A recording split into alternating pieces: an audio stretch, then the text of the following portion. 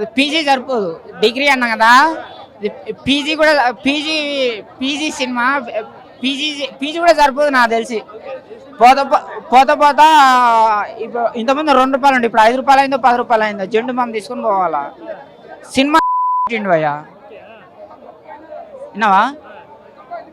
2 సినిమాలు ఇటు కొట్టిన హీరో, 2 సినిమాలు ఇటు కొట్టిన హీరోయిన్ ఒక సినిమా చేసి సరైన కథ ఎన్నుకోకపోవడం వల్ల సినిమా పెట్టారు. వాళ్ళది కాదు తప్పు. I love heroine, I love hero. నేను చాలా ఉత్సాహంతో వచ్చిన. డైరెక్షన్ బాగుంది, హీరో బాగుండు, హీరోయిన్ బాగుంది, అందంగా ఉంది, అమ్మాయి కత్తిలాగున్నది.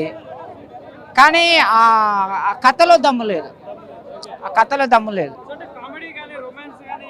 అంటే ఒక మాటతో చెప్పాలంటే అమ్మాయి కత్తిలాగుంది, అబ్బాయి కత్తిలాగున్నాడు.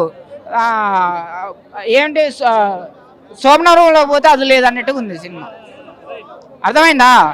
అది అమ్మాయి కత్తిలాగుంది, అబ్బాయి కత్తిలాగున్నాడు. ఇద్దరు కలిస్తేనే పిల్లలు పుడతారు. మరి పిల్లలు పుట్టే లేదు, అది లేదు. అది మీరు ఎంతైనా వేసుకోండి. అది కాకపోతే నేను కూడా ఇండస్ట్రీ వాడిని. మనం బాగలేకపోయినా బాగుందని చెప్పినాం అనుకో ఇంకా పెడతారు సినిమాని. ఇప్పుడు మనం కరెక్ట్ చేసినాం అనుకో తర్వాత మనం సెట్ అవుతుంది. ఎందుకంటే మనకున్న స్థాయిని పెంచుకోవాలా, తగ్గించుకోకూడదు. ఆల్రెడీ సిద్ధు అనేవాడు ఇక్కడ నుండి ఇక్కడ పోయాడు. డెలివరీ ప్రకాష్ రాజ్ గారు కానీ, నరేష్ గారు కానీ, సుబ్బరాజ్ గారు కానీ వీళ్ళ స్క్రిప్ట్ తగ్గట్టుగా బొమ్మరిల్లు భాస్కర్ గారు అంటేనే ఫ్యామిలీ ఆడియన్స్కి అయ్యే సినిమాలు తీస్తారు. బట్ ఈసారి ఏంటంటే యూత్కి కొద్దిగా ఒక మెసేజ్ ఇచ్చి దేశం మీద మనకు ఏ ప్రాముఖ్యత నేపథ్యంలో మనకు పోలీసులు మిలిటరీ వాళ్ళే కాకుండా వీళ్ళు ఎంత సపోర్ట్ ఇస్తున్నారు. ఇలాంటి ఏజెన్సీకి జాబ్ రిక్రూట్మెంట్కి వెళ్ళాలంటే ఎన్ని టాస్కులు ఉంటాయి. ప్రెస్టేషన్ కూడా ఒక బూస్టప్గా సిద్ధు చేసిన ఈ సినిమా చాలా యాక్టివ్గా ఉంది. బివిఎస్ ప్రసాద్ గారి ప్రొడక్షన్ వాల్యూస్ కూడా చాలా అద్భుతంగా ఉన్నాయి. శామ్ సిఎస్ గారి మ్యూజిక్ చూస్తే కనుక కొద్దిగా రీసెంట్గా బాగుంది. ఇలాంటి యాక్టివ్ సినిమాలు యూత్ ఎంకరేజ్ చేయాలి. Watchable movie.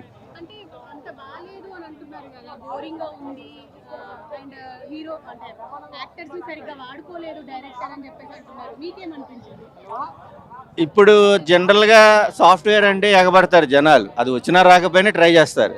దేశభక్తి నిమిత్తం బోర్డర్కి వెళ్ళి ప్రయత్నించండి అంటే బోర్డర్కి వెళ్ళాలని డిసప్పాయింట్ అవుతారు. అంటే 20 నుంచి 25 లోపు మైండ్ సెట్ ఎలా ఉంది. సో 25 క్రాస్ అవుతున్నప్పుడు ఒక యాక్టివ్ పర్సన్ ఒక రిస్కీ జాబ్ కోసం ఎలా మూవ్ అయ్యాడు అంటే ఇది ఏంటంటే జనరల్గా అన్ని ఎలివేట్స్ ఉండేది కాదు. అంటే మనకున్న ఒక చిన్న డిసప్పాయింట్ని మనం ఇంకా ఎలా ఇంప్రూవ్ చేసుకున్నాం, ప్రెస్టేషన్ నుంచి కూడా ఎలా రివలైజ్ అయ్యాం. అంటే ప్రతి ఒక్క సినిమాలు అన్ని జోనర్లు ఉండాలని కాదు, ఇదొక కొత్త ఎక్స్పెరిమెంట్ టైపు. బట్ చూడాల్సిన వాళ్ళకి చూసే ఒక మంచి స్టఫ్ అయితే ఉంది. అంటే ఫ్యామిలీ అంటే వరగరగా అయితే ఏం లేదు, అలాగని హెవీ సాంగ్స్తో హెవీ మ్యూజిక్తో డిసప్పాయింటెడ్గా లేదు. ఒక చిన్న పాయింట్ని ప్రజెంటేషన్ చేసే విధానంగా 2 hours ప్రజెంటేషన్ చేశారు. చూడొచ్చు, వాచబుల్ మూవీ. జాక్ చూసిన వాళ్ళకి వస్తుంది క్రాక్. ఇంకా అందుకని చెప్పడానికి ఏం లేదన్న. బొమ్మరిల్లు భాస్కర్ గారు అంటే ఒక ఎక్స్పెక్టేషన్ ఉంటుంది మనకి. రిలీజ్ అయిన ఆరెంజ్ మనకు అప్పుడు కూడా అంటే ఇప్పుడున్న వాళ్ళకి ఆరెంజ్ పెద్ద వైభవం ఏమో కానీ అప్పట్లోనే చాలామందికి చాలా ఇష్టమైన సినిమా ఆరెంజ్. థియేటర్లో ఆడకపోవచ్చు. సో బొమ్మరిల్లు భాస్కర్ గారు అంటే ఎక్స్పెక్టేషన్స్ ఉంటాయి. అది రీచ్ అవ్వలేదు అనిపించింది. ఆయన మార్క్ సినిమా అయితే కాదు. అండ్ బట్ సిద్ధు గారి performance and everything was good. Vaishnavi గారి పెర్ఫార్మెన్స్కి స్కోప్ దొరకలేదు అనిపించింది. ఆవిడ ఇంకా better performer, she didn't get that scope to act. అది ఫీల్ అయ్యాను. And music was not up to the mark, ఆ భాగ్యనగరం సాంగ్ తప్ప. అండ్ మిగతా క్యారెక్టర్స్ ప్రకాష్ రాజ్ గారు, నరేష్ గారు కష్టమే అన్న. అంటే ఏజెంట్ అనేది మనకి ఎంతో ఇష్టమైన లేదంటే మనకి చాలా ఇంపార్టెన్స్ రోల్ ప్లే చేసే వింగ్ అది, రా వింగ్ అనేది. దాన్ని కొంచెం కామెడీగా చూపించినట్టు అనిపించింది నాకు. ఎవరో బయట వాళ్ళు దాన్ని చేతుల్లో తీసుకొని ఇష్టం వచ్చినట్టు రూల్ చేయడానికి ఉండదు. అది రాలో అలా చేస్తే అసలు వాళ్ళకి ముందు వాళ్ళ ప్లానింగే అది, ఎగ్జిక్యూషన్.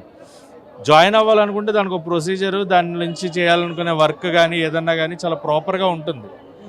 మన చుట్టూ ఇప్పుడు ఎక్కడ కూడా రా ఏజెంట్స్ ఉండొచ్చు, మనకి ఎవరో తెలియదు కూడా. దాన్ని అంత ఈజీగా ఒక సరదాగా చూపించడం I don't feel it good. నాకు అది బాగా నచ్చలేదు. అండ్ 5కి 2 రేటింగ్ అన్న.